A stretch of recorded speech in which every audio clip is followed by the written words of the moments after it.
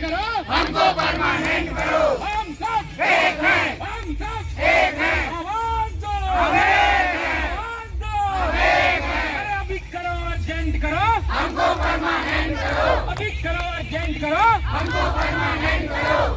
Permanent कब करोगे, मर जाएंगे तब करोगे, परमानेंट कब करोगे। मर जाएंगे।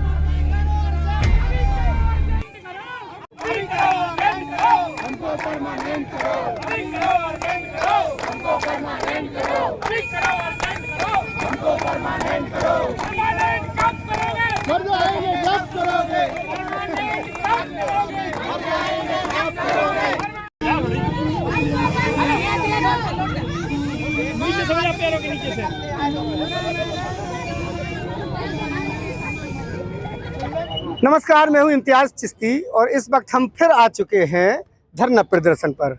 ये बीते साल भी धरना प्रदर्शन था, मांगे पूरी नहीं हुई।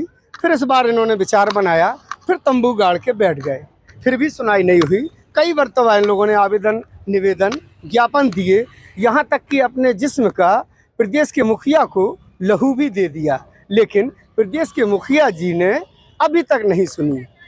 फिर इन्होंने एक नया तरीका ईजाद किया है कि आखिरकार प्रदेश के मुखिया शिवराज सिंह चौहान प्रदेश की बहनों और भांजियों की कैसे सुनेंगे, कैसे जागेंगे अपनी नींद से। तो जगाने का एक प्रयास किया है, एक कोशिश की है, और वो भी कोशिश आपने अपनी स्क्रीन पे देखी कि भैंस के आगे अब बीन बजा दी। अपनी मांगों को लेकर बीन बजाकर जगाने की एक कोशिश की है। आखिर ऐसा क्यों करना पड़ा, हम खुद इन्हीं से पूछेंगे। जी मैडम, क्या वजह है कि अब तो भैंस की बीन बजा दी आपने? जी, आज हम लोगों की हड़ताल का 8वां दिवस है और विभिन्न प्रकार की गतिविधियों से हमने शासन की ओर ध्यान आकर्षित करने की कोशिश की है, लेकिन अभी तक हम लोगों के पास किसी भी प्रकार का शासन से कोई वार्तालाप करने के लिए नहीं आया है, ना ही हमारी मांगों पर किसी भी प्रकार की कोई बातचीत हुई है। आज हम लोगों ने भैंस के आगे बीन बजाकर अपना विरोध प्रदर्शन किया है, ताकि सोई हुई जो सरकार है वो हमारी बीन को पीड़ा समझकर सुने और हम लोगों की तरफ देखें। हम लोगों की केवल 2 ही मांगे हैं, एक निष्कासित जो साथी है उनको वापस लाया जाए, और दूसरी कि हम लोग जो वर्षों से कार्यरत हैं हमको नियमित किया जाए। आप एक साहित्यकार भी हैं और स्टाफ नर्स भी हैं। प्रदेश के मुखिया को बीन से जगाना कितना उचित? देखिए, अब जो नहीं सुन रहा है तो उसको बीन, यदि मामा जी समझ के हम लोग जगा रहे हैं, और बीन 7 स्वर होते हैं बीन में, उसको यदि मामा जी सुनेंगे तो एक प्रकार से हम लोगों ने आज बंसी भी बजाई है, जिसको श्याम ने अपने आधरों पर रखा है। तो मामा जी यदि हम लोगों का विरोध समझकर सुन रहे हैं तो उसको बीन समझें, और यदि हमारे प्रिय कृष्ण भगवान बनकर हम लोगों को कुछ उपहार देना चाहते हैं तो यह समझें कि हमने कृष्ण भगवान के लिए बीन बजाई। सुना आपने, एक कवियत्री ने कितनी खूबसूरती से अपना बचाव करते हुए उस भैंस की बीन को बंसी कह दी। बहरहाल आप बताइए, क्या असल मांगे क्या है? क्यों नहीं सुन रही सरकार, क्यों नहीं सुन रही? और अगर सुनती भी है तो उसमें उनका हर्ज क्या है? हमारी सिर्फ 2 ही मांगे, जिनको निष्कासित किया गया है उन्हें वापस लें और सभी संविदा कर्मियों को नियमित करें। और इससे ज़्यादा तो हम सरकार से कुछ नहीं मांग रहे, तो उनको ओबियसली हम लोगों की मांगे पूरी करनी चाहिए, क्योंकि हम लोगों ने कोरोना काल में भी आगे बढ़ चढ़कर इतनी मेहनत से बचाया है पेशेंटों को। तो सरकार को सुनना चाहिए। और मामा जी तो खुद ही कोरोना पॉजिटिव हुए थे और वो भी उस फेज से गुजरे हैं, तो उनको कहीं ना कहीं हम लोगों की मांगे पूरी करनी चाहिए। काम तो आप लोग बराबर नियमित कर्मचारियों की तरह करते हो। जी बिल्कुल, लेकिन वेतन नहीं मिल रहा उतना। वेतन हम लोगों को कम मिल रहा है, क्यों मिल रहा, यही हम लोग मामा जी से जानना चाहते हैं। क्योंकि एक नियमित पर्सन भी वही काम कर रहा है और वही काम हम लोग कर रहे हैं। ये फर्क क्यों? समय वही है, ऑफिस का, घर जाने का, आने का, काम उतना ही है। ना आप लोगों को नियमित किया गया है और ना उतना पेमेंट। अब अगर फिर भी सरकार नहीं सुनती है तो क्या अगला कदम है? बड़ी दुख की बात है कि हम संविदा कर्मचारी निरंतर लंबे कई 15 से 20 वर्षों से अपनी निरंतर सरकार से कंधे से कंधा मिलाकर सेवाएं दे रहे हैं और निश्चित ही सरकार में कोविड काल में हर उस चीज़ में उनको सफलता प्राप्त कराने में हमारा अहम भूमिका रही है। अब सरकार को भी सोचना चाहिए कि इतने लंबे समय से हमारे जो संविदा साथी हैं और उनने भी घोषणा करी थी कि हम आपको नियमित करेंगे, मगर इतने लंबे समय, अब 4-5 साल हो गए उनने घोषणा करे हुए, आज दिनांक तक वो 5 जून 2018 की भी नीति अभी तक लागू नहीं कर पाए। तो मामा जी से उनसे निवेदन है, हम उनसे नाराज हैं।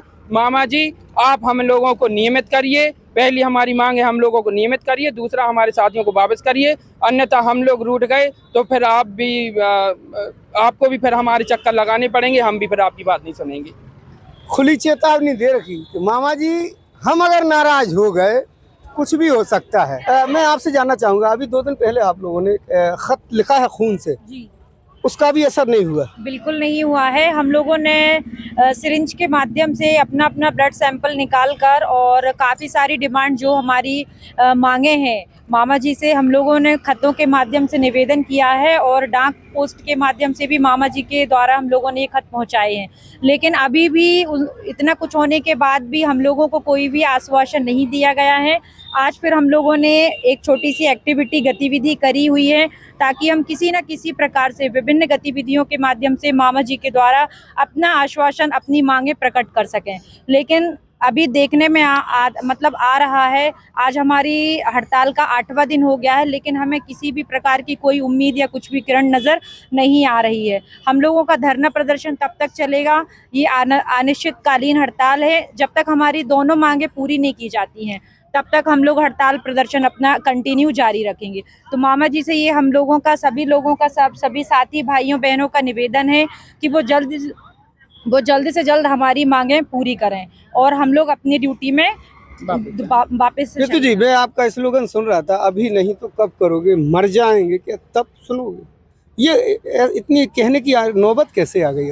अब क्या करें, देखिए ना, आप देख रहे हैं 2 सूत्रीय मांगों को लेकर जैसे हमने ज्ञापन दिया है अपनी सरकार को, लेकिन हमारी सरकार जो है वो सुनने पे नहीं आ रही है। तो अब हम लोगों ने उसके बाद रक्त से भी पत्र लिखा।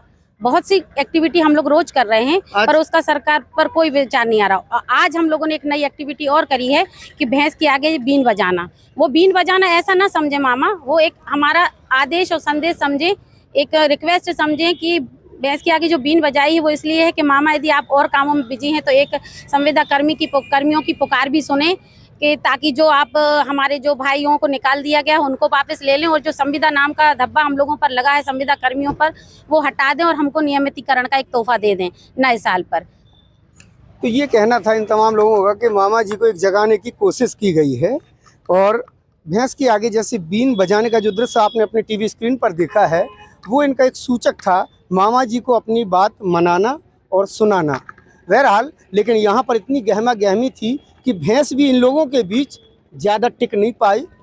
9-2-11 उसने भी नहीं सुनी इनकी। अब देखना होगा कि मामा सुन पाते हैं या नहीं। इम्तियाज़ चिश्ती, दमोह।